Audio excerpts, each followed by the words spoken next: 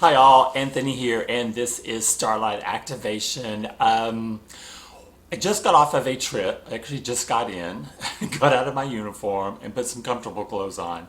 And I wanted to hit this topic while my momentum was high. So a lot of times as flight attendants, we really don't get a lot of sleep on our layovers because one of different things. I was in a hotel up north. Yes, it was 5 degrees outside, but my heat wouldn't go off and my room was stifling. And so I could not get any sleep. I got maybe 3 hours of sleep. And so it came to me about doing a video. Oh, and thank you. That was my nose that just tickled. I just scratched my nose and I asked my guides to please tickle my nose because that's what they do to let me know they're with me when I'm doing a video. So we have confirmation there.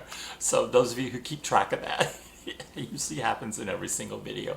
So thank you to my guides. What is it like when you're confronted? Let's say you are a light worker. Now, so I'm a light worker and I feel like as a light worker, I want to give you information about this. What happens when someone with a devil-like energy surrounds you and drains you? So if you're like me, I can't see my light. I've seen my light in third eye visions. So I know how powerful it is, yes. And I can see it in action. I've seen it go across the universe and alchemize darkness to light. And I've seen it heal. Remember, we just did the video just a few days before. Well, it's a few days for me. It's probably a couple of weeks for you guys. The video where I did a healing exercise for my native land, and it was with my light. And when I saw my light there, remember when in that video I talk about how my light merged with the light of the divine, and because the divine was higher in the sky above me and I was standing on the ground, and my light and the divine's light merged and went into the soil as I was doing prayers of healing for the land. And so I've seen it, yes, but can I see it now? No, of course not. I can't see it now. But that's not to say that other people cannot see your light. And I have confirmation on that on 3 different people that have caught me out in public before they saw me on a trail system. Every time it was out while I was out jogging. And somebody would say, I had to wait and see whose light was coming around the corner. And I was told to protect my light. And of course, I didn't know what that meant then. That was when I was very young when I heard that. So when someone's operating on the dark side, on the dark magical side, or under spell work, or under bindings, or just the darkness requires so much more energy. And so what do they want? They compare themselves up with someone who is of the light and siphon off of it. It's like funneling your light, which a lot of times is like funneling your essence, your energy, your happiness. It just kind of like sucks all that from you. And so it's no secret I've told you about the marriage that I'm currently in. It's been going on now for 8 years. We've married for 8 years. This person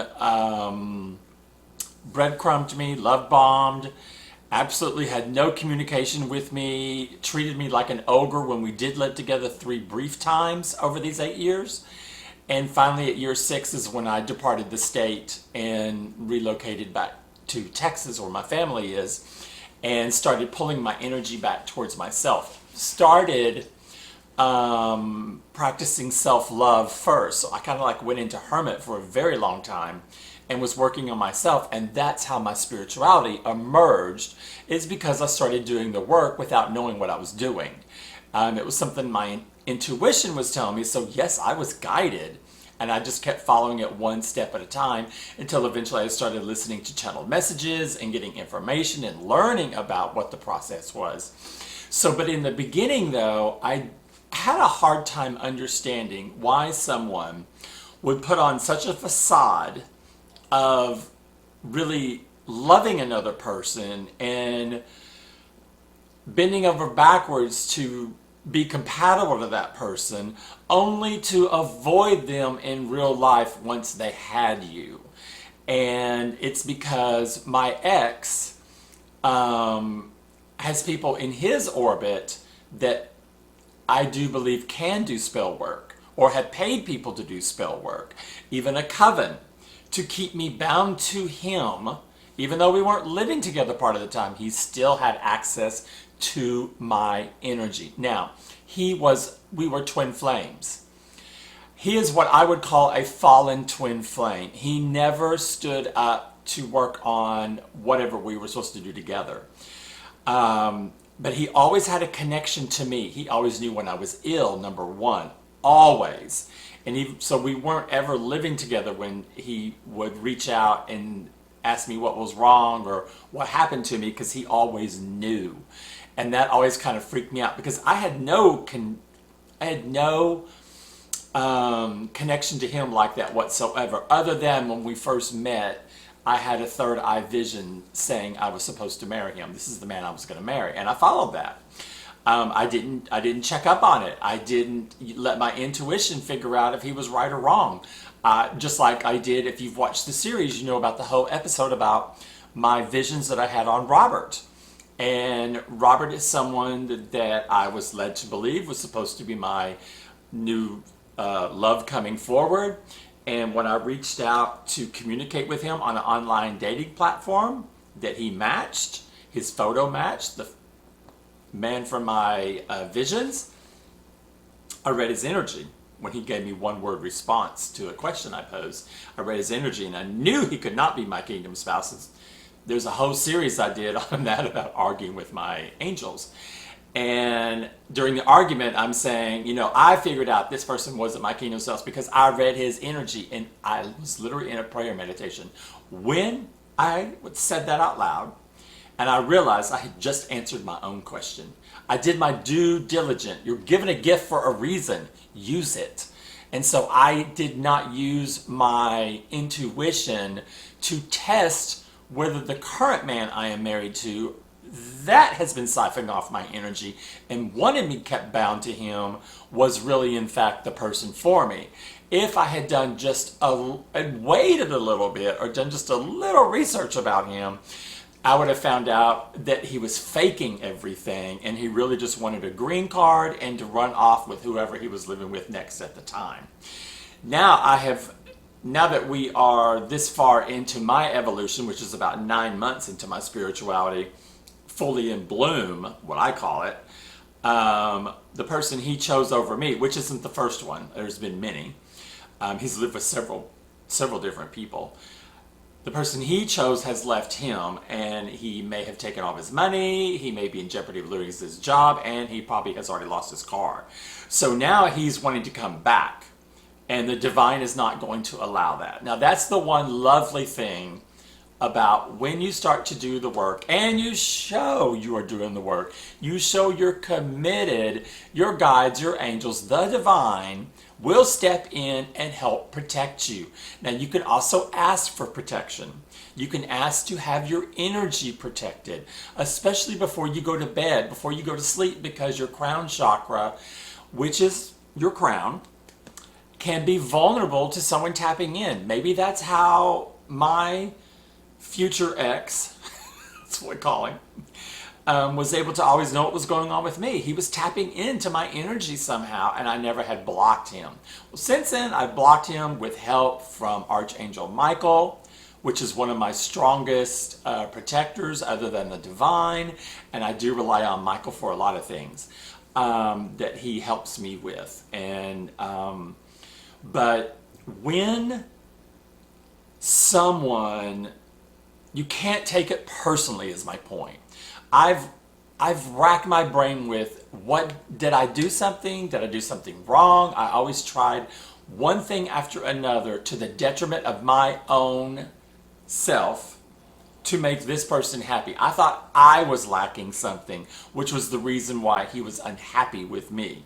And when I saw it in the relationship, what I saw happen one day in our relationship, Like I said, we only lived together three times, separate times, basically over the 6 years, because I've been gone now for 2 years. I left him 2 years ago. And it couldn't last for more than 2 to 3 months because it was that much of a horrifying experience for me. So I kicked him out the first time, and then I felt bad that I wasn't giving my marriage a full run. That was right when we first got married. I kicked him out. And that's before it really got bad. I mean, it was bad, but it got really bad after that. I mean, I can tell you that any one of these walls in here, I could sit and talk to and get a response from. But him, no. He shut all emotions down. There was a massive wall between us that was invisible and you couldn't see it. I couldn't penetrate it. I couldn't get him into a conversation. He said he didn't know anything about how to be loving and romantic to someone because he didn't grow up that way. It was all bullshit. I have found out he's been fine with other people. But I was looking at this too narrow. My energy is what he was after. Because I know his family's involved because I suspected it's his mother. I had a very bad vibe off of his mother. And I hate to say that, but I did. I felt like she was evil. Now, I know that she has done some very bad things to her children. And she's quite manipulative. But I didn't know she was capable of the stuff that I felt like she really was doing. She wants to be in total control. I think she's the one that spearheaded or helped in the spearheading of, I'm not sure my husband, all by himself, decided to do this. I think there was some coercion on one or two people, maybe his friends around him, because he was undocumented, so his friends were undocumented, and when I came into his life got very easy. And one of his best friends, his actual best friend, that was also in Miami where we were living at the time, told him point blank, "You're a lucky SOB." And she meant it in the most derogatory manner. She meant it like, how dare this happen to you? She has children she's trying to bring into the United States, and he gets someone that just lets him move right in, gets married, gets a car, doesn't have to have a crappy job, and is on his path to citizenship. And I guess she saw that as unfair. So she may be even one of the ones that's trying to do some type of derailment for me. There was a lot of factors going against me to derail me, to keep me from, or to keep me attached. And then when I did detach, to keep me from receiving my blessings, to keep me from not evolving, to keep me from not speaking my truth, and definitely to keep me from not having a YouTube platform. This one and my aquascaping. Remember, aquascaping is what saved my sanity during when I first moved to Texas, because I was still so upset about having to leave my husband, which I loved at that point still. And we even talked about him coming to Texas, to transfer to Texas. And I have covered this in another video, but I'll just repeat it here because I know you guys aren't necessarily watching these videos in order. That I had told him one of the few times that we talked on the phone, because he never liked to talk on the phone, he always wanted to text. And I said, you need to plan a trip to Texas to see the space I live in, because you may not think there's enough room. And I had shown him some photos, and he saw the photo of the sofa that's in front of me, but behind you. And it was, oh, is that where I'm going to sleep? And it hit me really like a lead brick. Like, oh, he has no intention of being a husband. He wants a place to stay. He wants someone to live with like he's always wanted me to live with, where there's no, how do I say this? There's no affection at all whatsoever. And I thought, oh, okay. That's when I kind of opened my eyes right there. And that's when I kind of like, oh, okay. It was a good thing I got away from the state, because it made it a lot easier being detached from him, because I still loved him a great deal. And so that's why blocking him was very important. But getting to the point of this video about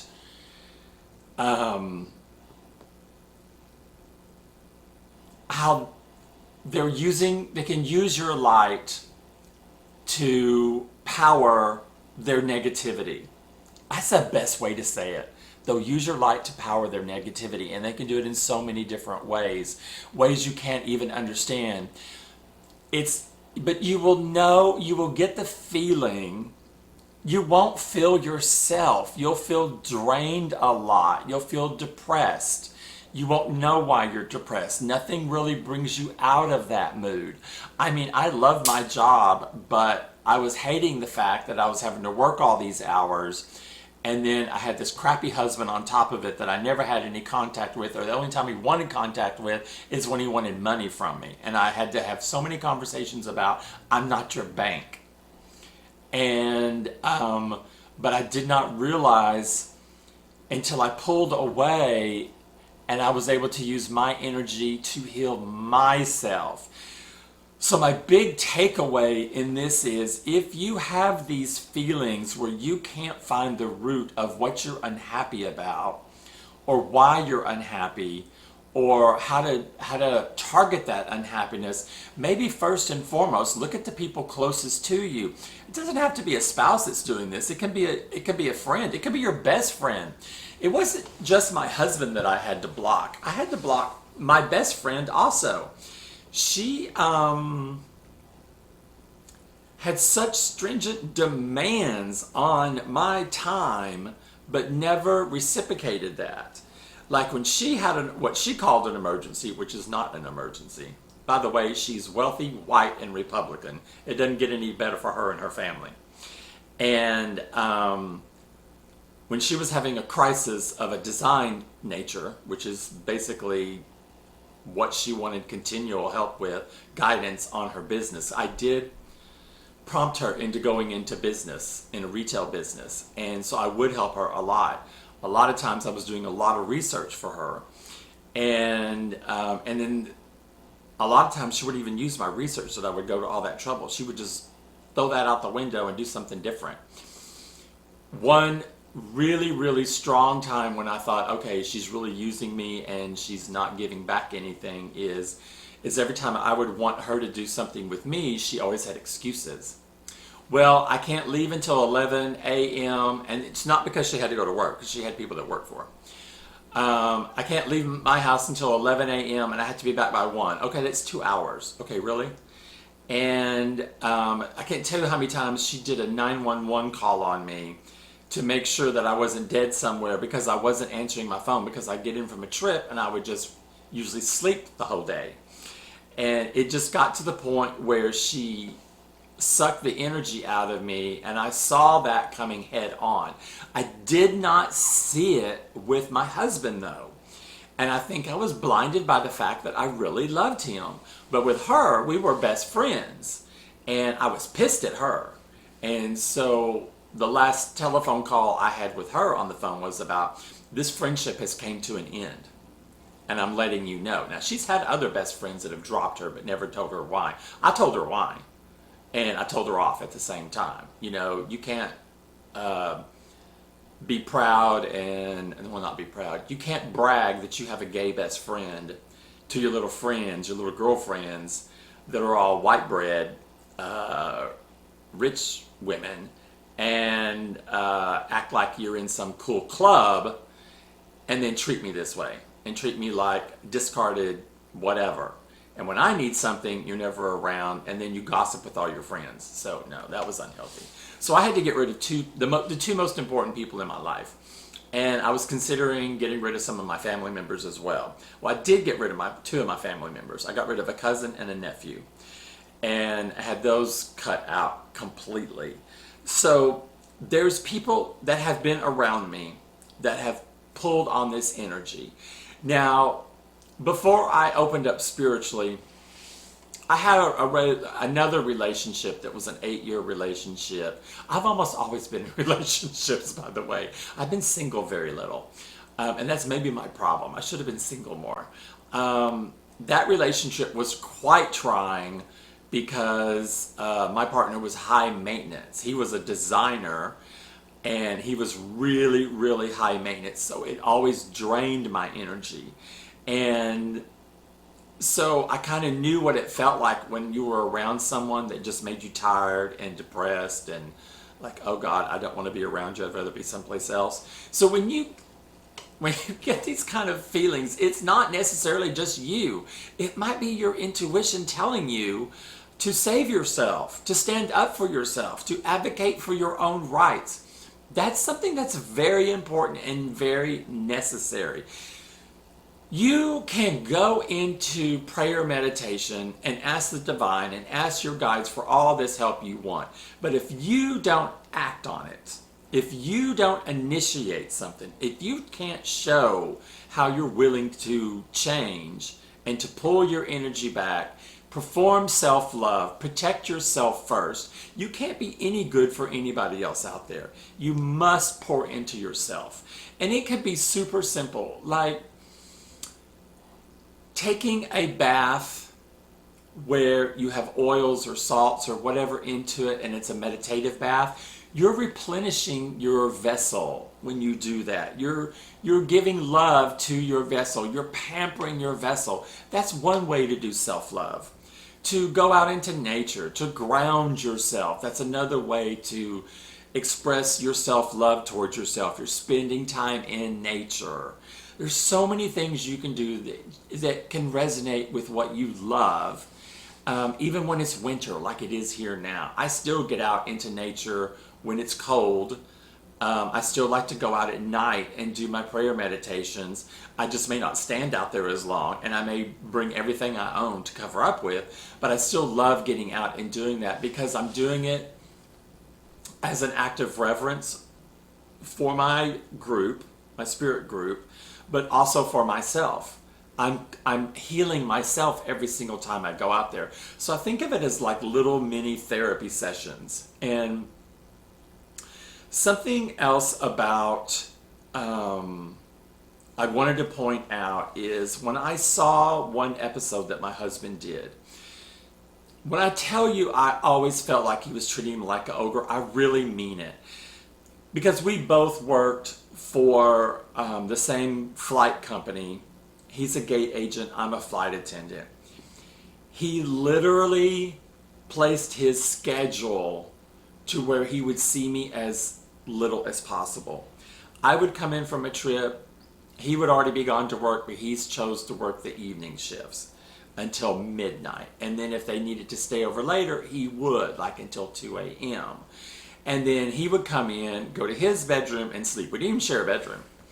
And he would go to bed. His door would say shut until he had to get up and go to the bathroom. We had one bathroom and get ready for work.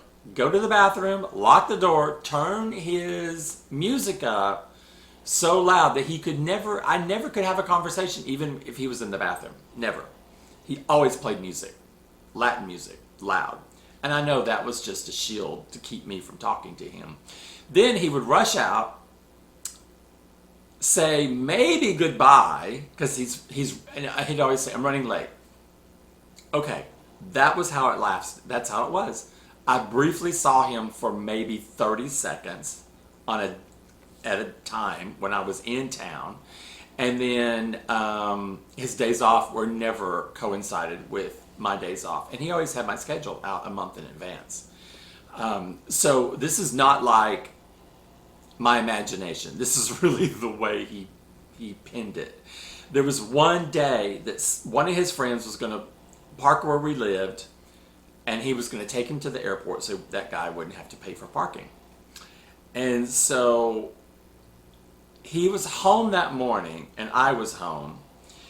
And I was doing something in the kitchen, and he had not said anything nice to me that day. Like maybe a couple of grunts, and that was it. And he looked like he was in a foul mood. I mean, he had that look on his face that I knew, okay, he's pissed off about something. I don't know what it is. He's mad or pissed off about something. And I'm standing at the kitchen window. I think I'm washing dishes. And I remodeled a kitchen without a dishwasher. Yeah, I did that. So I enjoyed washing dishes. So I was washing dishes, and the driveway was on the side of the house where the kitchen window was, and I saw him go outside, and I saw his face lit up when his friend was out there. He was the best mood ever. And it shocked me because I saw the mood he was in when he just stepped out the door a second before. And then I see how he can act like that. That's when I knew it was on purpose. So he comes in, so I'm kind of stunned. He comes in and I'm moved into the living room to sit down. And I'm kind of like thinking about this. And he yells at me and says, through the door, he opens the door just to yell in, is it okay for blah, blah, blah, to park here? And I didn't answer him because I was like, really, literally didn't really hear him. Because I was like, oh my God, I just witnessed something that's changed my outlook right now. I see what's been going on. So he yelled it out again. And he said my name this time. And I was like, what? And he asked me again. And I said, yeah, fine. And so he takes him to the airport. He comes back. Within 5 minutes, he had a backpack. He goes, I'm going to go house sit. I mean, he wasn't house sitting. The place had an apartment with a bunch of other people that lived there. He was going to go house sitting. I said, okay. Actually, I was fine he left because now that I've had this epiphany, and then he never came back. He literally got his stuff out while I was gone on a trip and said he wanted a divorce. Now that's just less than 2 weeks after his green card came. And I didn't divorce him right away because I thought it was better to be married. Being married was better than not being married because I'd only been married not even 2 years at that point. And I thought I would have felt like a failure because I waited my whole life for gay marriages to be legal, and then look what I got. And so I did not do it on purpose. I didn't get divorced on purpose because I thought it would be like a bad stigma on me, like I was embarrassed by that, and that my marriage, was failing. So that's when I started trying to do everything I could, and I just get one thing after another, and I did not realize that I was just, every time I was depleting myself, I was devaluing myself, I was diminishing myself, I was trying to beg for not affection, because there wasn't any affection in the marriage, but I did care about him, and I thought he cared about me. I didn't realize it was fake. But I know you guys, if you're watching any of the videos, there was a video I put out because I was given a message that the divine karma for him was what he denied me, he is now seeking. So now he's had this realization that I'm the love of his life, that we were twin flames, and he wants to come back. Well, now he's blocked. So the divine has put him into this as his punishment, and he's not letting him contact me. Every time he tries to contact me, he's blocked from one reason or another. Like, if he wants to call, he'll have something will happen. He'll get interrupted. Something will happen to him. Or, something will happen to the car he's in. Or there's always a blockage every single time he has tried to contact me. And I value that protection like I value my life right now. Because I don't want any contact with him. I don't see the need for it. I have told him that he needs to work on himself spiritually. I've given him the tools, and I put together some Spanish-speaking channelers for him to follow, and it's up to him to do the work. But he's refused to do that. And so now the person he's currently with has thrown him out, and he's looking for a place to stay. And guess what? He wants to come stay with me. Well, that's not going to happen. He'd like to, if he knew where I lived, he'd probably be on my doorstep, but he doesn't know where I live. But the whole point of all this is that once I saw that change of attitude within a second, I knew that what he was doing was intentional. And then once I started learning about how the darkness requires so much more energy, you can have someone that wants to be around you, not just one person, many people want to be around you and siphon off of your energy. And you may not know it's happening, but you may know that you just don't feel well. And so I'm going to bring another point to this. I just flew with someone that is just generally unhappy in a 10-year relationship. They're not married. And unhappy about work. Unhappy about their friends. And I said, and we focused on work at first, because you guys know I'm a natural counselor. I just naturally do it. And every time I'm on a flight, I end up talking with someone and helping them. And so I was like, I don't think it's work. And I said, what about your relationship? And she goes, 10 years. And I go, okay. I said, are you happy? And she goes, well, I go, well, you've already answered it right there. If you can't give me a definitive yes, then you're not happy. And if you're not happy, do something about it. So I suggested her to start going into her version of a prayer meditation. And I gave her specific examples of how to do it. Just like I've shown you in videos on this channel how to do it. And what to ask for, where to start, and how to do it. And just to get the first one done. And then your guides will help you along to work out any kinks you have in it. So I worked with someone for 3 days that, I'm not gonna lie, looks really tired, and she's very, very young, and she just looks tired. And it's not the job. It's because she's got something going on in her personal life, and she's also very spiritual. And so I feel like, okay, we were meant to be together. I say that on every trip, I'm meant to be there. Because I tell someone something, or someone tells me something, or someone confides in me, or someone seeks advice openly when I talk about my spirituality.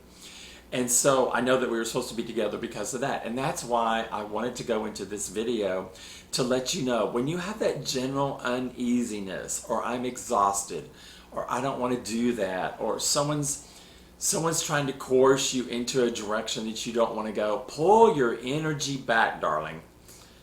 And stand in your own power. Just like I say every time. Stand in your light, speak your truth, and be on your highest and best path forward. So speaking your truth is not letting someone get off the hook with excuses. Speaking your truth is doing it honestly and then not backing down. And I'm going to give you my last example. On this same trip, I worked with someone who does not believe in spirituality, does not believe in an afterlife, does not believe, said that they do believe in God, but there's no proof. And so I took that as an actual no, because all the rest of us were very spiritual in the group. And I think this individual just didn't want to admit that they really didn't believe in that either. But even when I made a comment that he had asked me a question, if one body of water was connected to another body of water, even if they're separated by land, and I said, yes, they are. And he goes, why? And I said, we are all connected. Every one of us is connected. We're all connected by light. The same light from the divine and I said that you don't believe in, is the same light that connects every living organism on this planet. And I said, you can't have something happen on this earth that doesn't affect the entire galaxy. And it was so bad because he came out in the very beginning, and he is, as you can probably guess it, a fan of the felon in charge and doesn't see that he's done anything wrong. And this is a guy that's a father. And that really, really shocked me. How any parent with a child is okay with someone who on a public platform makes fun of disabled adults, calls women piggies, degrades women completely down to nothing, and then promotes violence. How a parent could be okay with that. Could be okay with what ICE is doing in this country right now.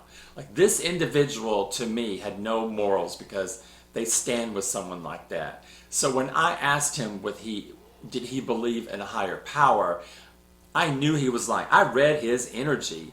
I wanted to call out on my trip because I did not think I could stand up to 3 days of this. He pushed me to where I almost did wanted to leave on the day one. And he asked me, he said something about when he came on board, and I said, I read your energy. And I wasn't being nasty, facetious, or anything like that. I was just being very honest. I read your energy. And he goes, well, what did you read? And I said, I'll tell you on our last day of a trip. And he goes, no, you want to offend me? Tell me now. And I said, no, I'll tell you on the last day. And I'm doing my thing. And he goes, no, he goes, really, I won't get upset. He goes, I know that, you know, I'm not everyone's favorite. And I said, you have an edge. And he didn't understand what I meant. And I said, you have an edge. There's like an edge of a cliff where people stop before they fall off that cliff. And then there's other people who just blindly go off of it like sheep because they believe lies. And I said, and they say things that are inappropriate. And they refuse to look at something from a higher power, that we are all connected. I said, that's an edge. And I said, you're over that edge. And so he didn't like that. I'm going to say that. He didn't like it at all. So the rest of day one, I felt it was my mission to defend my stance on spirituality. And I hope that my platform one day puts me on a big stage to where I can talk about spirituality and I can help people on a much bigger platform than what I'm doing right now. And so at the end of day one, I was exhausted. We were supposed to have a 4-hour duty day and it ended up being 12, so we lost almost all of our layover time. And during prayer meditation that night, at first I was very upset that I was on a trip that had him, and then I saw why I was on that trip, and I thanked my angels and my team. I said, because I defended my faith. And I literally said it right then. I stood at my light. I spoke my truth, and I'm on my highest and my best path forward. So going into day two, I was completely different. I was just reveling in the fact that I was very confident in who I was and in my faith. And I gave him specific examples of how I've seen things with my own eyes, how things have changed in front of my eyes, in other people, in situations, in healing, in counseling, and just talking with someone. And I told him, I said, that's why I'm talking with you. Well, day three, he didn't have any change of heart. He did say that he admired the fact that, you know, I had such conviction and did not back down, because I'm not intimidated. And so I thought this really gave me a great way of seeing what it's like if you're really standing in your truth. And I was defending my stance, and I was trying to give him enough information to where he could maybe look into his own life and see where he may be, his outlook may be flawed. But he said something very, very interesting on day two. And it wasn't just me that he ruffled the feathers of on the crew. The other crew members had it. That he wore you down, basically. And he said, when he was talking about something, he said the world has just gone too politically correct, and you can't even say the word Oriental anymore. And I said, who said you can't say the word Oriental? No, they want to be called Asian, blah, blah, blah. And I said, I've never heard that. I said, are you sure you're just not pissing people off because you're edge? And he looked at me, and I know he wanted to say something. He did not say anything. He did not say anything. But I thought, thank you, Divine. You're giving me my ammunition that I need to say what I want to say, to put him in his place, because that's what he was doing to all of us. He was trying to say, you know, we were all kind of, you know, mystics, or, you know, you believe in that stuff that you can't, blah, blah, blah. You know, he was trying to, like, get his digs in, you know, as far as that goes. And I just was not having it. So on the last day, I just started, every time he said anything, I was like, I claim that. Yeah, I claim that. That's exactly how I am. And I said, I'm a very happy person from it. So, but the point I want to make is he said, he was talking about his exes, because he's not married and he doesn't have a girlfriend.